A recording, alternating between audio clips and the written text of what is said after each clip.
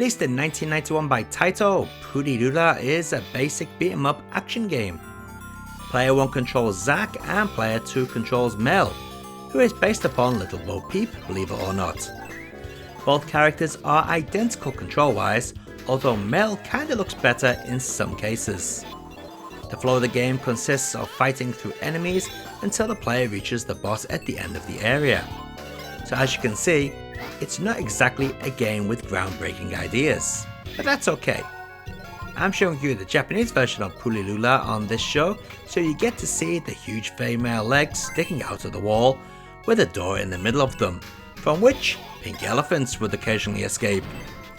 This section was removed in the international release. I wonder why.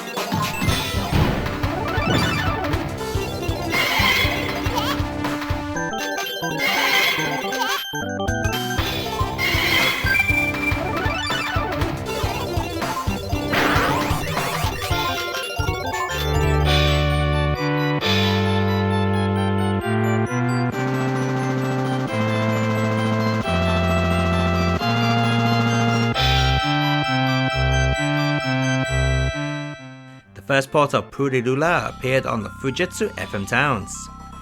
This port supports multiple resolutions and at first glance seems to be identical to the arcade version. It's only once you start playing do you notice a few differences. For a start, all the scaling effects have been removed, from the animals shrinking when they are collected to the blue-haired head that is kicked by the woman on the flagpole. The transparency effects on stage 2 are also gone. Then we have the audio. The sound effects are rather distorted, making the game sound worse than it should.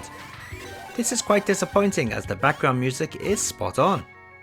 Thankfully this port does play well, and I even find it easier to line myself up with the enemies than the arcade version. It's just a shame that Ving had to remove a lot of the effects. The FM Towns could have easily handled them in software.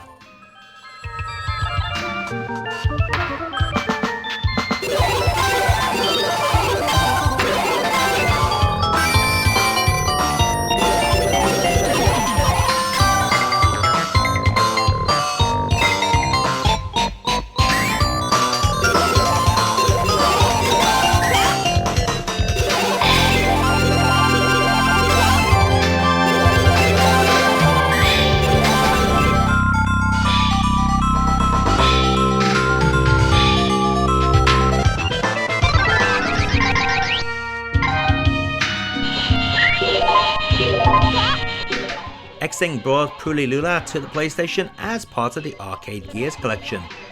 It's practically an arcade perfect port, however it isn't truly perfect. There are a few subtle differences here and there, and I'm not talking about the glitchy shadows.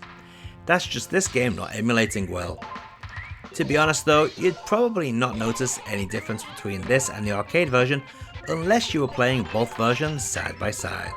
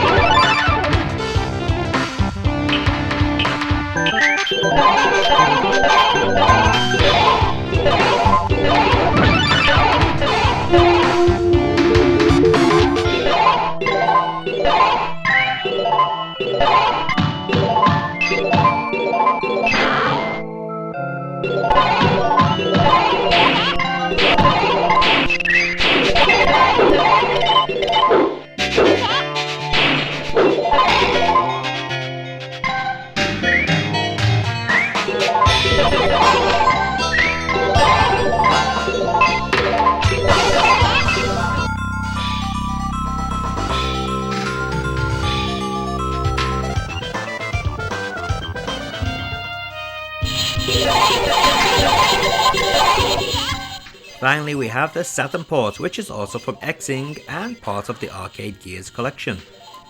This port is again very close to the arcade, but not perfect. For the start, the game has strange wobbly shadows that the arcade version didn't feature, but it does do the transparency effects correctly, unlike the PlayStation version, which has them too opaque. But just like the PlayStation version, I'm sure the woman on the flagpole and the sumo guy showing his arse both have different faces compared to the arcade and FM Towns versions.